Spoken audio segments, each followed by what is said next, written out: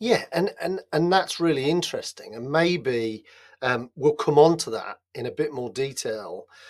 But I think the place to start here is what we talk about a lot with clients that we work with is this concept of the expectations chat. That's what I kind of call it. This psychological contract that exists between a manager and a team member on how to handle those times where either both of you fall below the line in terms of what you've agreed as expected behaviors of each other, really. And this is not, I want you to do, 10 widgets a week and whatever it might be. This is about our relationship. It's a psychological agreement that says when we fall below the line that we've agreed, we're going to call each other on it and we're going to have a conversation. When we talk about expectations chat with people, is I think in so many organizations there's almost this, as a team leader, as a manager, as a leader, what your role is to tell people what to do, and tell people how to behave. And I think, we see it. I mean, it's a good time of year, isn't it? January usually is a busy time for people doing performance reviews and all that kind of stuff. But I think what I like about the expectations chat that I think feels different, and I think we get that feedback from people about it feeling different. It's the turning it on its head a little bit and going, it's not just a one-way conversation that goes, here's what you need to do and here's how you need to behave. It's more of a conversation that says, imagine you're my boss and me, and kind of us sitting down and having that conversation, and you going, okay, Graham, here's what my expectations are and what do you want of me? And me going, well, Ricky, for me to get the best out of me, it's some of this stuff as well. And then, as you say, we agree on that. And then, I fall below it, you're going to call me on it. And I think, again, that's common in organizations that, well, it's common that managers should do it. Whether they do it is a different matter, and I'm sure we'll talk about some of that stuff. But also the flip side is going, you might be my manager, but I've got the ability to call you on stuff as well. Yeah, and I think that's a really important point, that if you're going to do this, always start from their perspective first. So if you're the manager, give them the freedom to say what they want from you, particularly in terms of, when you're doing well, how would you like me to let you know? Because some people, the worst thing you could possibly do is to is to celebrate their success in front of everybody, because they go, that just gives me the cringe. It just doesn't work for me. So this is about caring a bit more deeply about your people, understanding what drives them, what motivates them. And in regards to that, you can then tailor your approach. What how would you like to know when you're not performing? When I'm not delivering what you expect of me, whether that's in terms of support, coaching, development, or challenge, I want you to let me know. And most people, when faced with the question that says, so how would you like to know when you're falling below, will go, just tell me. Because the last thing I want is to be drifting along thinking everything's great and you're unhappy in some way, shape, or form. And as you quite rightly said, this is a two-way street. This is not a one-way street that says I'm going to lay all the expectations at your door and I get a free pass because I'm the manager.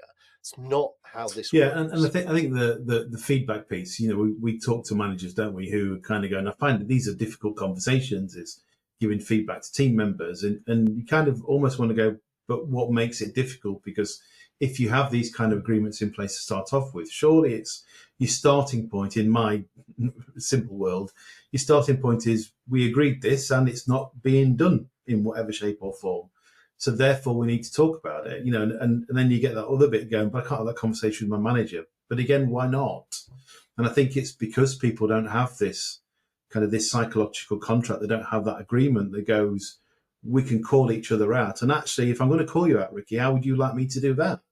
And tell me, to your other point, tell me as soon as you see something. Don't let it drift, because if you let it drift, it's in some ways, I think it's almost saying whatever the behaviour the person's doing is, therefore it's okay. So they plod along doing what they're doing, thinking everything's all right because no one's told them otherwise. Well, that reminds me, one of our HR director clients says, She always uses this phrase, you promote what you permit. So by not challenging somebody in terms of what they're doing and how they're doing it, you're basically Yeah. going, it's okay. That's fine, because I'm not prepared to put myself in a conversation which calls you on it. And the whole point of this expectations chat is it's about that permission up front. This takes away the how do I raise it concerns. It takes the how are they going to react. Yeah. You've Yeah. already agreed that up front. So why Why are you aren't doing you pressing that button that says, Yeah. I need to talk to you? And I get that this is harder from a team member standpoint because you've got authority bias playing out.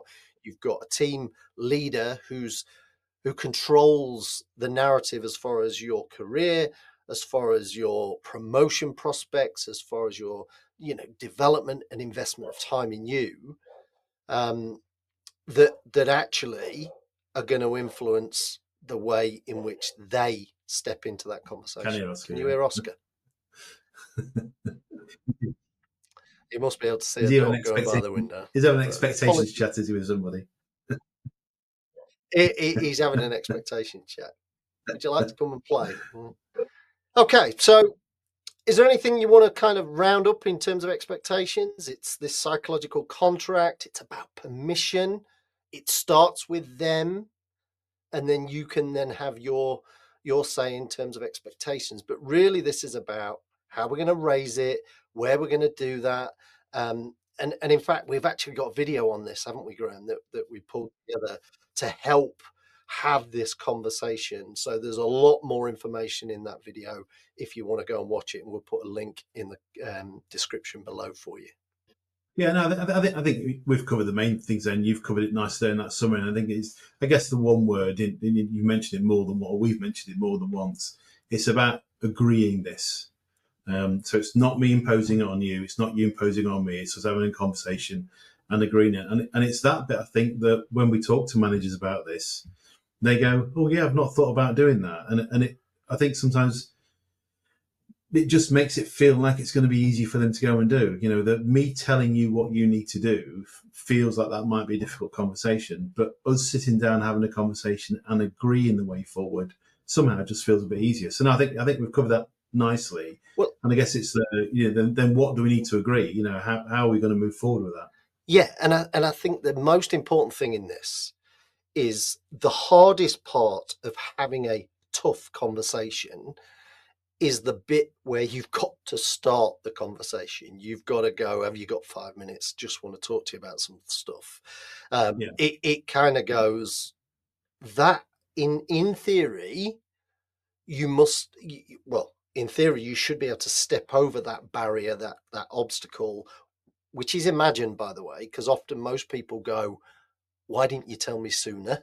And so I think this kind of this mindset that we create in our heads that says I can't raise it, or it's too hard, they're going to kick off, they're going to cry, they're going to do all this emotional response, when in most cases people go, that's really useful, I can do something with that. So I think it helps get over that kind of initial perceived barrier that raising this is going to be difficult.